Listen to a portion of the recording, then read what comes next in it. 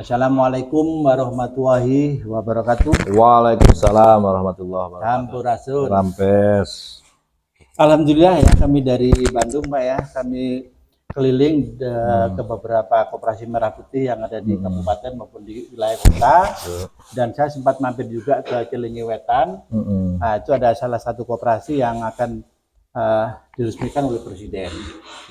Nah, dari situ alhamdulillah saya berkunjung ke Kabupaten Purwakarta ini bertemu dengan Anwar Sadat saya Pak. Anwar Sadat. Iya. Anwar Sadat berarti kan tokoh itu Pak. Presiden Mesir. Alhamdulillah sekali semua karena Allah saya dipertemukan dengan Bapak Anwar Sadat ya. Kebetulan beliaunya sebagai abdesi juga ya.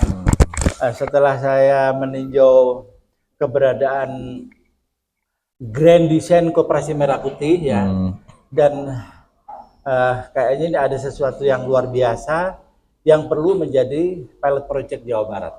Amin. Ya.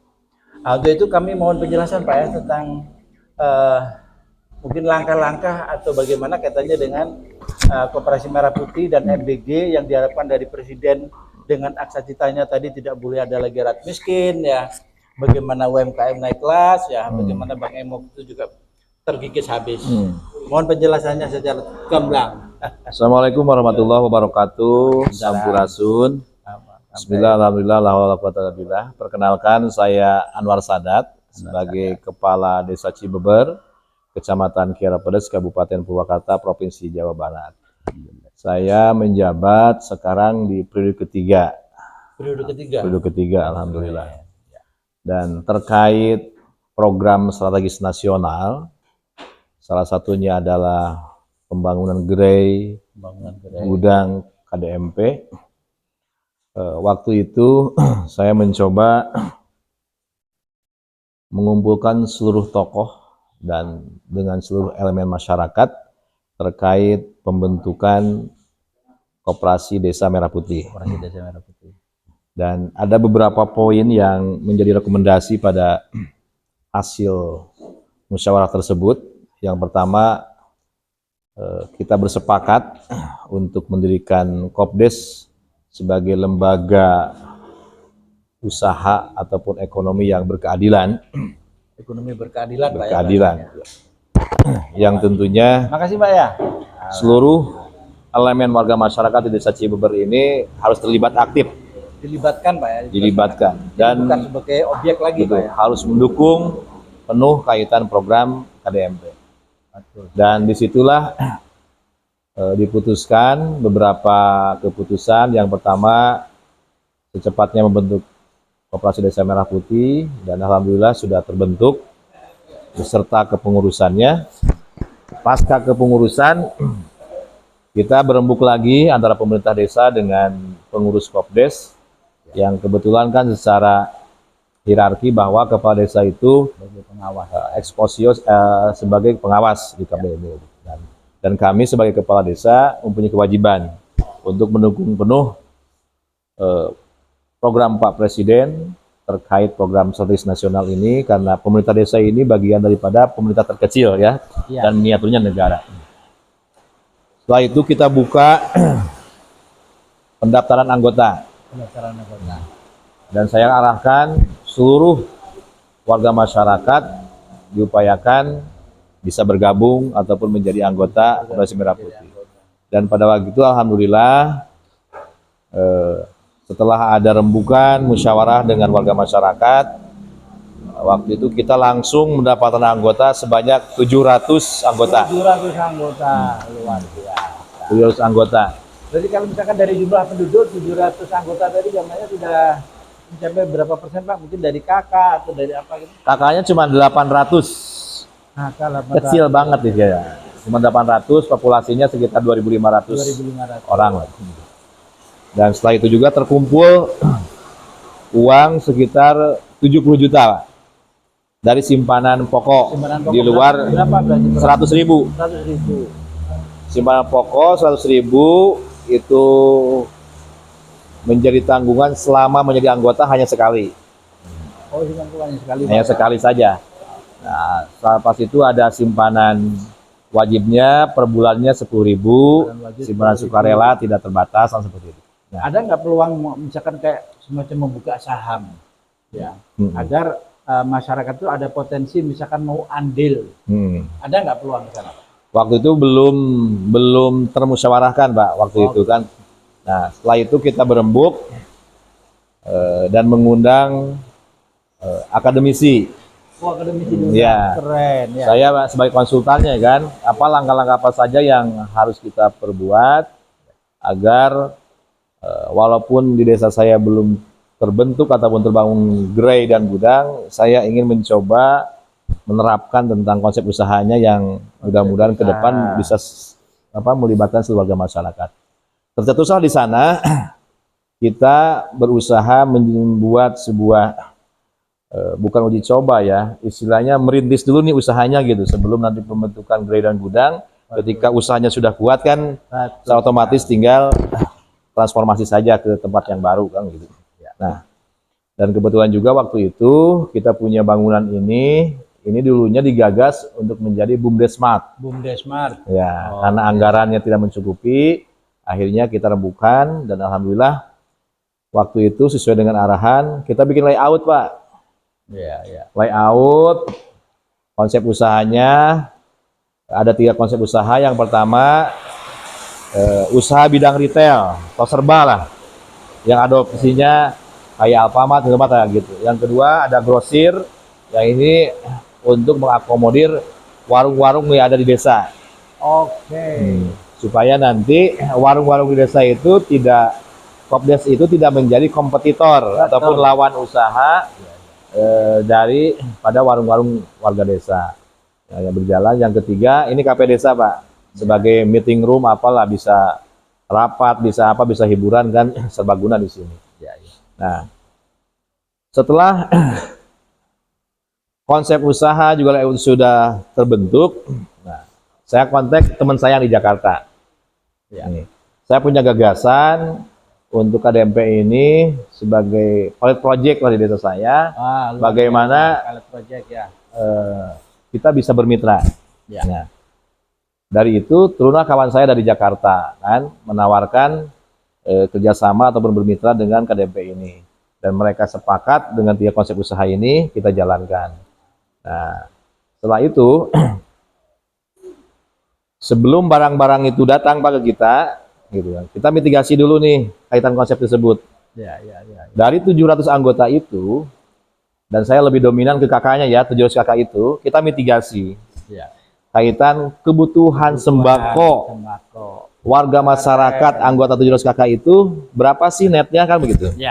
Nah, kita tanya-tanya, ada yang 1,5 juta, ada yang 2 juta, ada 3 juta, bahkan ada yang hampir 10 juta kan, karena variasi sesuai dengan taraf perekonomian warga masyarakat tersebut.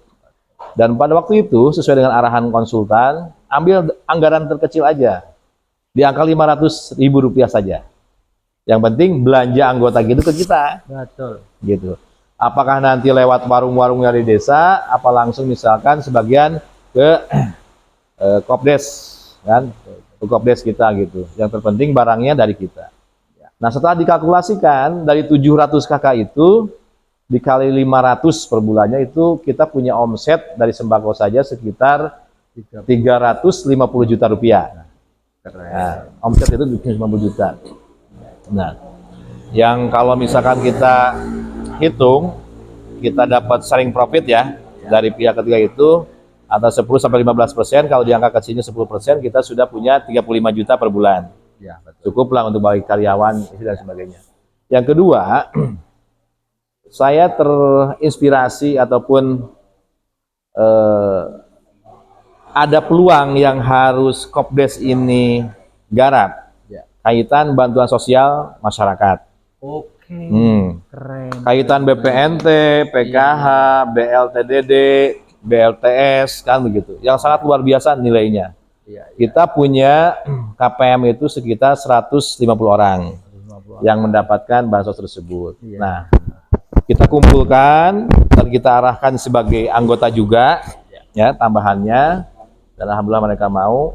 Kita sarankan bahwa pemerintah dalam hal ini Presiden Prabowo menginstruksikan, mengarahkan untuk menjaga ketahanan pangannya, ketahanan keperluan hidup dasar warga masyarakat itu untuk pembelian sembako salah satunya, kan begitu. Ya. Jadi jangan sampai dapat bantuan pakai beli baju, pakai beli alat-alat yang konsumtif, tidak boleh. Karena tujuan pemerintah memberikan bantuan sosial itu agar warga masyarakatnya tidak kekurangan dari pangannya, kan seperti itu. Nah, mereka bersepakat, alhamdulillah. Itu ketika dikalkulasikan 150 per 3 bulan itu ada 900.000 kecilnya, karena terkadang kan yang dapat BPNT, PKH, BLT, terkadang orangnya karena datanya bukan dari kita, orangnya itu juga begitu. Ada tambahan paling sedikit lah gitu.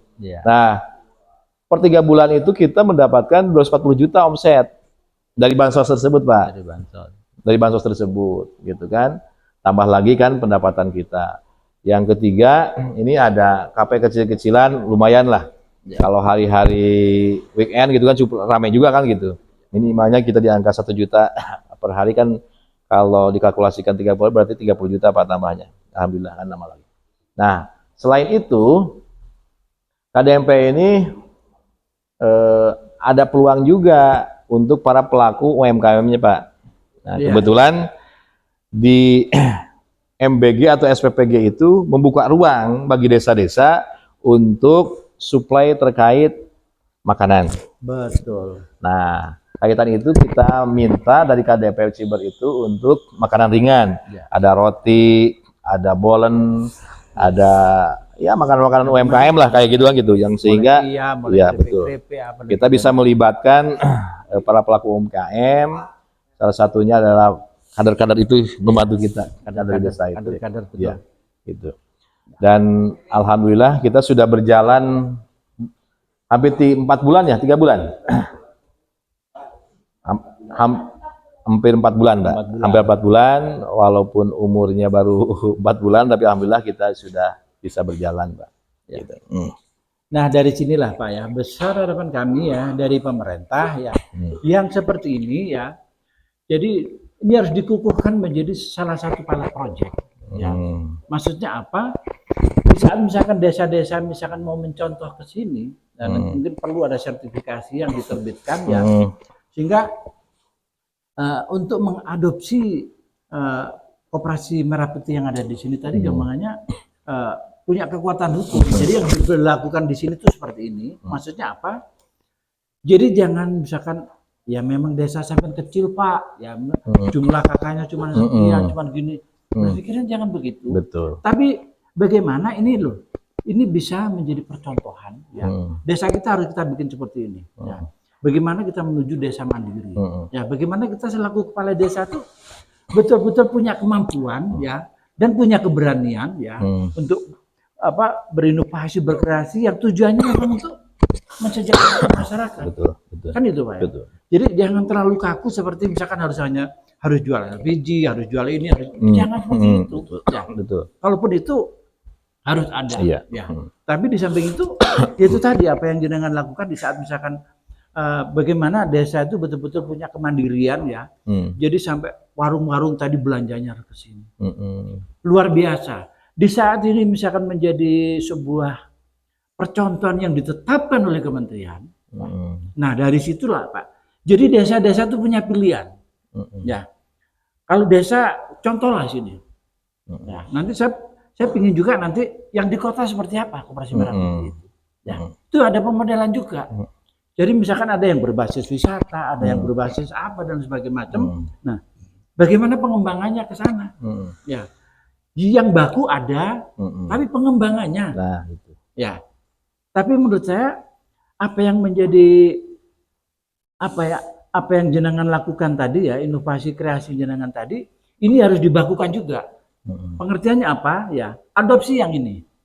Di saat kamu misalkan punya inovasi lain karena desamu itu mungkin banyak air ya, bagaimana mengembangkan wisata air atau bagaimana katanya dengan peternakan itu betul-betul kita optimalkan bla bla bla bla. Tapi ini Pak ya, kalau menurut saya misalkan katanya dengan bagaimana kebutuhan masyarakat tadi, konsep desa mandiri yang ada di sini itu harus di bawah ini kebutuhannya masyarakat tadi. Betul. Jadi gampangnya di saat yang sudah ada itu dengan adanya Koperasi Merah Putih desa harus berani.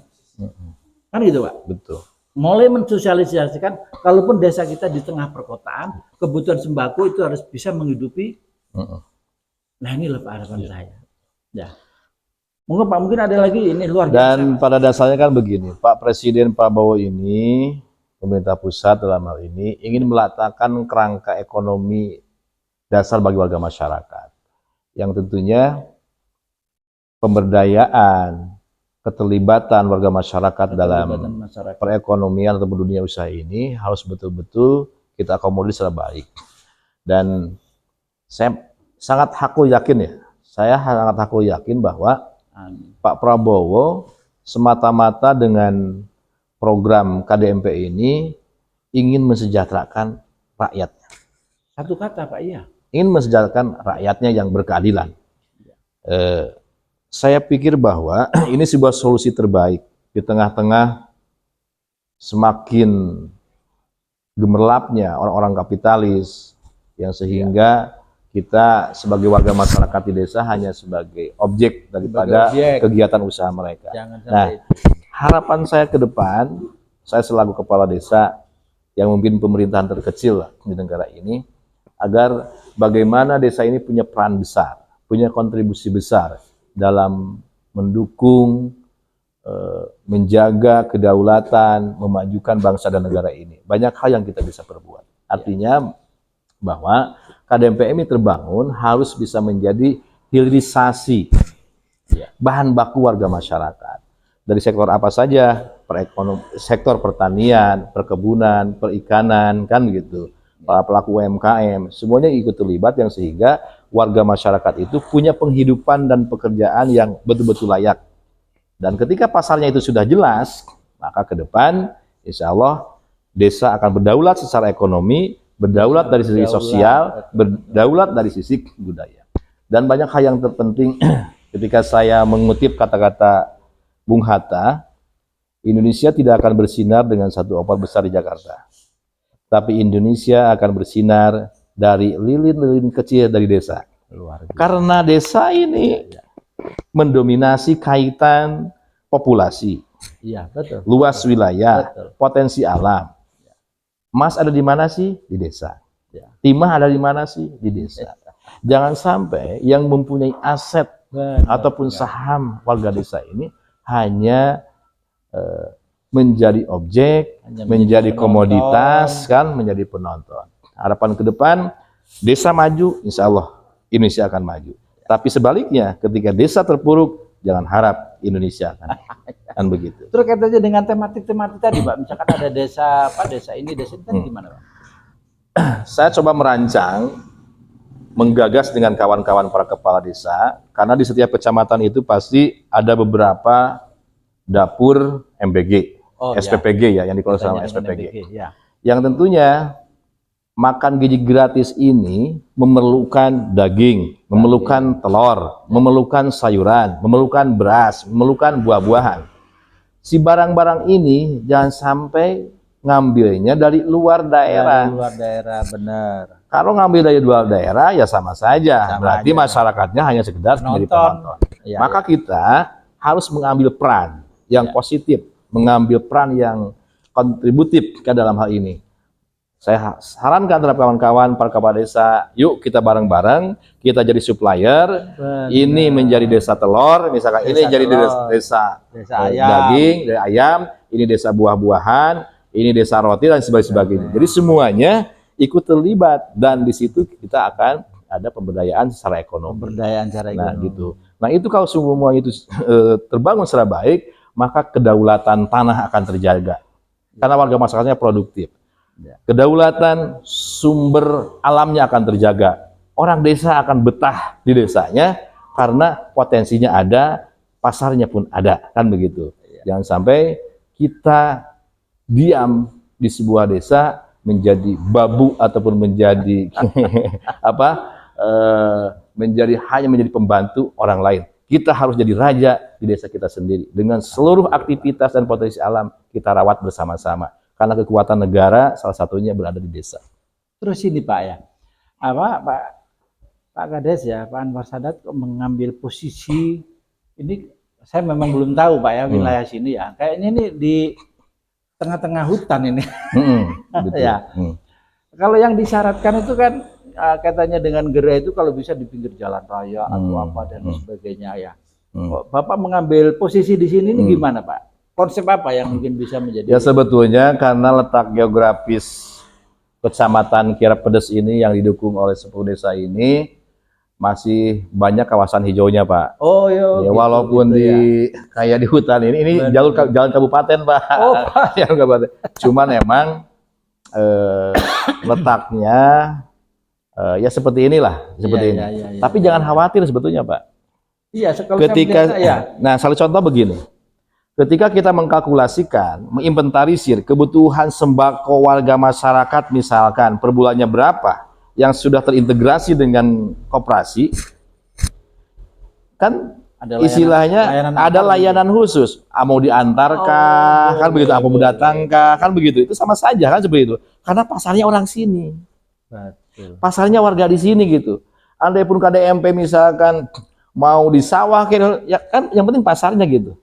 Termasuk connecting, integrasinya itu harus jelas dengan warga masyarakat.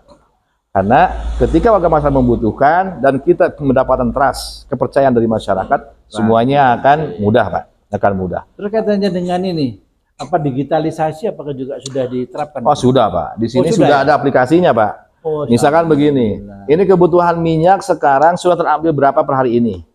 Kita enggak, jangan sampai nanti ketika masyarakat membutuhkan barangnya tidak ada. Nah, makanya kan sudah terkonek dengan aplikasi yang ada di koperasi desa ini. Ini gula ini sudah kurang berapa, misalkan minyak udah kurang berapa, kan begitu. Itu terlihat di aplikasi tersebut. Maka barang-barang itu sebelum habis sudah ada stok, ya gitu. Luar biasa. Dan yang paling terpenting di KDP ini saya sangat mempertegas, outlet UMKM itu harus diberikan tempat yang paling istimewa ketika pengunjung ataupun ya harus berada di depan. Betul.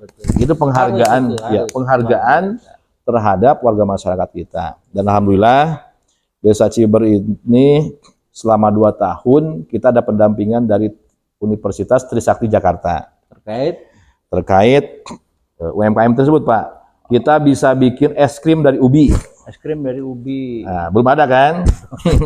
Bolu dari ubi. Ya banyak lah jenis makanan-makanan yang lainnya. Hasil pendampingan dan pelatihan dengan Trisakti Jakarta selama 2 tahun itu. Termasuk di agrowisatanya Pak. Yang keren. Terus ini Pak ya, saya mau petunjuk ini. Jadi saya ke Purwakarta ini Pak ya, jauh-jauh ya dari Jawa ya. Saya dari Malang Pak aslinya ya. Oh Malang. Malang, stay di Bandung, terus sekarang nyampe ke Purwakarta. Saya punya program ya, Rumah YouTube Indonesia. Nah harapan saya kaitannya dengan Koperasi Merah Putih ini, peran Kominfo harapan saya itu harus ada channel YouTube. Dan channel YouTube itu nanti akunnya dikelola oleh kementerian. Maksudnya apa? Bagaimana nanti kemudahan komunikasi antar koperasi se-Indonesia ini ada proteksi secara hukumnya. Sehingga sangat memungkinkan kita bertransaksi dengan koperasi mana saja itu aman. Selama ini kan yang sering terjadi ya di saat kita transaksi 1 kali lancar, 2 kali lancar, sudah dianggap saudara. Begitu ketiga kali pesan lebih banyak nggak dibayar. Akhirnya yang terjadi pertengkaran dan selama ini nggak ada solusinya. Nah, untuk itu di saat saya mengusulkan misalkan setiap Koperasi Merah Putih itu harus ada channel YouTube-nya itu di mana menurut Pak? Saat itu sangat luar biasa Pak, karena di bawah kepemimpinan Pak Prabowo juga kami punya Gubernur Kang Deddy Mulyadi, Bupatinya Om Jen. Transparansi itu harus betul-betul menjadi prioritas. Agar apa? Agar rakyat percaya sama kita. Kita punya trust lah. Ketika rakyat sudah percaya sama kita, apapun programnya pasti dilaksanakan. Ini sebelumnya Pak, kaitan input output nih. Ya. Dari beberapa jenis usaha di pemerintah desa ini, baik itu lewat BUMDes atau Kopdes ini, menjadi sebuah multiplier effect kaitan sosial di masyarakat. Seperti gini, kita alhamdulillah sudah bisa mengasuransikan warga masyarakat desa Ciber ini asuransi BPJS Kesehatan. Berapa persen? Mungkin sudah 70%, Pak. Yang kedua, asuransi BPJS Ketenagakerjaan. Tatkala warga masyarakat meninggal atau kecelakaan, kan kalau meninggal ada santunan 42 juta. Kan gitu. Negara hadir dalam rangka meminimalisir hal-hal yang tidak diharapkan tatkala misalkan ada musibah kematian. Meninggalkan anak yatim. Benar. Kan di sini ada budaya tahlilan, Pak, ya. Ya. Ada budaya apalagi ya, yang kayak gitulah. Itu kan memakan anggarannya cukup lumayan ya. Ketika negara atau pemerintah hadir di situ, yang sehingga kita bisa menyelamatkan aset anak-anaknya ataupun ahli warisnya. Yang ketiga, di sini seluruh warga masyarakat yang meninggal itu dari mulai kain kapan disiapkan oleh pemerintah desa. Tinggal maunya saja meninggalnya kapan. Kita sudah support kaitan hal itu, dan kita rencana mungkin di tahun depan kita sudah bisa memberikan beasiswa, harapannya 1 RW 1 sarjana. Ini kan agar apa? Karena yang paling utama yang saya rasakan, pembangunan sumber daya manusialah yang paling susah. Itu Pak ya. Nah, jadi terkait dengan program Rumah YouTube Indonesia tadi, gambarnya Bapak sepakat ya? Sepakat, itu baik sekali Pak. Ya. Baik. Terus ini lagi Pak ya, yang sangat kami harapkan nanti Pak ya, karena ini nanti saya mau share ya, saya mau teriakkan ya, bahwa ini satu pemodelan ya. Ini supaya ada pengukuhan ya, paling enggak Bapak sudah ada modul-modulnya. Di saat nanti ada yang mau menduplikasi, itu sudah siap. Ya, soalnya apa? Ini yang diharapkan oleh pemerintah itu pemodelan-pemodelan seperti ini Pak ya. Jadi di saat saya misalkan kita bicara UMKM Pak ya, bagaimana terkait dengan KUR ya, itu selama ini kan masyarakat tuh yang gambaran masyarakat sekarang itu kan kalau ngutang mau ya, tapi mengembalikannya susah, bayar enggak. Nah dari sini lah Pak, Bapak kan sudah punya konsep, pokoknya pinjam harus untuk bisnis. Nah bagaimana bisnisnya nanti sampai harus dipantau oleh desa, jangan sampai katanya untuk beli kambing, kok jadinya HP? Nah, maksudnya apa?